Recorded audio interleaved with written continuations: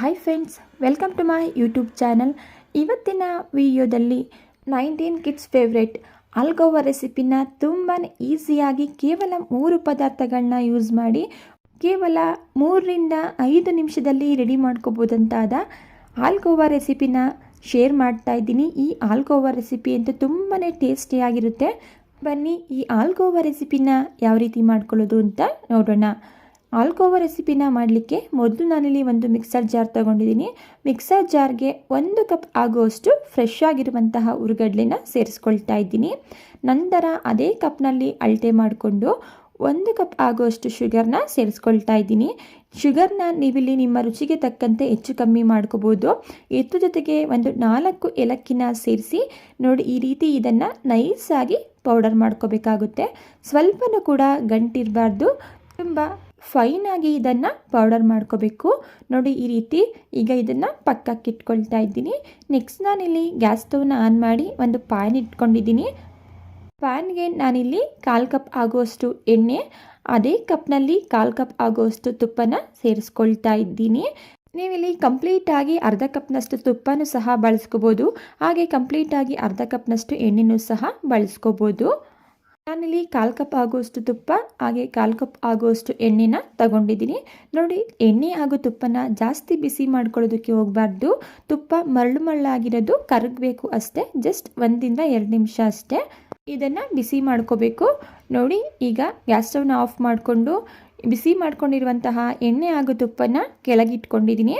ಈಗ ಇದಕ್ಕೆ ನಾವು ಮಿಕ್ಸಿಲಿ ಗ್ರೈಂಡ್ ಮಾಡಿ ಇಟ್ಕೊಂಡಿರುವಂತಹ ಹುರುಗಡ್ಲೆ ಪೌಡರ್ನ ಸೇರಿಸ್ಕೊಂಡು ತುಪ್ಪ ಹಾಗೂ ಎಣ್ಣೆ ಜೊತೆ ಚೆನ್ನಾಗಿ ಹೊಂದ್ಕೊಳ್ಳೋ ರೀತಿ ಇದನ್ನು ಮಿಕ್ಸ್ ಮಾಡ್ಕೋಬೇಕು. ಈ ಆಲ್ಗೋವಾ ರೆಸಿಪಿ ಅಂತೂ ನನ್ನ ಫೇವ್ರೆಟ್. ಆಲ್ಮೋಸ್ಟ್ 19 ಕಿಡ್ಸ್ ಯಾರೆಲ್ಲ ಇರ್ತಾರೆ ಅವರಿಗೆ ಗೊತ್ತಿರುತ್ತೆ ಆಲ್ಗೋವಾ ಅಂತ ಹೇಳಿದ್ರೆ. ನಾವೆಲ್ಲ ₹1ಗೆ 4 ಪೀಸಸ್ ಅಂತ ಹೇಳಿ ಆಗ ತಗೊಂಡು ತಿಂತಿದ್ವಿ. ಆದರೆ ಈಗ ಈಸಿಯಾಗಿ ನಾವು ಮನೆಯಲ್ಲೇ ಮಾಡ್ಕೋಬೋದು. ನೋಡಿ, ಈಗ ತುಪ್ಪದ ಜೊತೆ ನಾವು ತಗೊಂಡಿರುವಂತಹ ಕಡಲೆ ಹಿಟ್ಟು ಚೆನ್ನಾಗಿ ಮಿಕ್ಸ್ ಆಗಿದೆ. ನೋಡಿ, ಈ ಕನ್ಸಿಸ್ಟೆನ್ಸಿಲಿ ಮಿಕ್ಸ್ ಆಗಬೇಕು. ನಂತರ ನಾನಿಲ್ಲಿ ಒಂದು ಪ್ಲೇಟನ್ನು ತಗೊಂಡಿದ್ದೀನಿ. ಪ್ಲೇಟ್ಗೆ ಒಂದು ಬಟರ್ ಪೇಪರ್ನ ಸೇರಿಸ್ಕೊಳ್ತಾ ಇದ್ದೀನಿ. ಬಟರ್ ಪೇಪರ್ ಇಲ್ಲ ಅನ್ನೋರು ಪ್ಲೇಟ್ಗೆ ಸ್ವಲ್ಪ ಎಣ್ಣೆ ಅಥವಾ ತುಪ್ಪನ ಅಪ್ಲೈ ಮಾಡ್ಕೋಬೋದು. ಈ ಬಟರ್ ಪೇಪರ್ನ ಸೇರಿಸಿದ ನಂತರ ಇದಕ್ಕೆ ನಾವು ಮಿಕ್ಸ್ ಮಾಡಿ ಇಟ್ಕೊಂಡಿರುವಂತಹ ಆಲ್ಗೋವಾ ಮಿಶ್ರಣನ ಪ್ಲೇಟ್ಗೆ ಸೇರಿಸ್ಕೊಳ್ತಾ ಇದ್ದೀನಿ. ಪ್ಲೇಟ್ಗೆ ಸೇರಿಸ್ಕೊಂಡಿದ ನಂತರ ಇದನ್ನು ಈಕ್ವಲ್ ಆಗಿ ಮಾಡ್ಕೋಬೇಕಾಗುತ್ತೆ. ಮೊದಲು ಇದನ್ನು ಕೈಯಿಂದ ಸ್ವಲ್ಪ ಈಕ್ವಲ್ ಮಾಡಿಕೊಂಡು ನಂತರ ಒಂದು ವುಡನ್ ಸ್ಪೂನ್ ಸಹಾಯದಿಂದ ಇದನ್ನು ಈಕ್ವಲ್ ಆಗಿ ಮಾಡ್ಕೋಬೇಕಾಗುತ್ತೆ. ನಿಮ್ಮ ಮನೇಲಿ ಯಾವುದಾದ್ರೂ ಸ್ಕ್ವೇರ್ ಟೈಪಲ್ಲಿ ಬಾಕ್ಸ್ ಇದ್ದರೆ ಅದರಲ್ಲೇ ನೀವು ಆರಾಮಾಗಿ ಮಾಡ್ಕೋಬೋದು.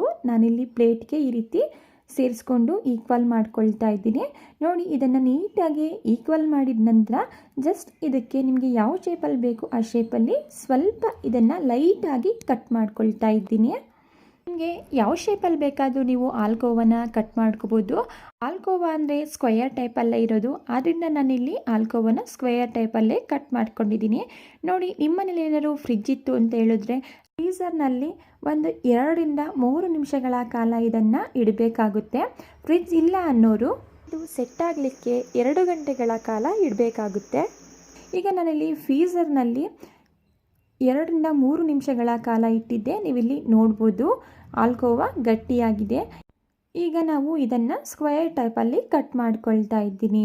ನಾವು ಹೊರಗಡೆ ಆಲ್ಗೋವನ್ನ ತಗೊಂಡು ತಿಂದರೆ ಅದರಲ್ಲಿ ಮೈದಾನ ಮಿಕ್ಸ್ ಮಾಡಿರ್ತಾರೆ.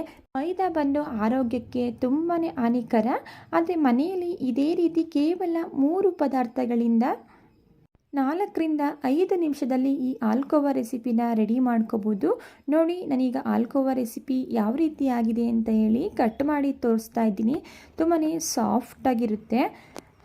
ಬಾಯಲ್ಲಿ ಇಟ್ಟರೆ ಸಾಕು ಕರ್ಗೋಗ್ಬಿಡುತ್ತೆ. ಈಗ ನಾನು ರೆಡಿಯಾಗಿರುವಂತಹ ಆಲ್ಗೋವಾ ಪೀಸಸ್ಗಳನ್ನ ಒಂದು ಪ್ಲೇಟ್ಗೆ ಸರ್ವ್ ಮಾಡ್ಕೊಳ್ತಾ ಇದ್ದೀನಿ. ಒಂದು ಸಲ ಮನೇಲಿ ಟ್ರೈ ಮಾಡಿ ನೋಡಿ, ಪದೇ ಪದೇ ಮಾಡ್ಕೊಂಡು ತಿಂತೀರಾ, ಅಷ್ಟು ಸೂಪರಾಗಿರುವಂತಹ ರೆಸಿಪಿ ಇದು. ಓಕೆ ಫ್ರೆಂಡ್ಸ್, ನೋಡಿದ್ರಲ್ವಾ ಎಷ್ಟು ಈಸಿಯಾಗಿ ಕಡಿಮೆ ಸಾಮಗ್ರಿಗಳಲ್ಲಿ ಆಲ್ಗೋವಾನ ರೆಡಿ ಮಾಡ್ಕೋಬೋದು ಅಂತ ಹೇಳಿ. ಇವತ್ತಿನ 19 ಕಿಡ್ಸ್ ಫೇವ್ರೇಟ್ ಆಲ್ಗೋವಾ ರೆಸಿಪಿ ನಿಮಗೆ ಇಷ್ಟ ಆಗಿದೆ ಅಂತ ಭಾವಿಸ್ತಾ ಇದ್ದೀನಿ.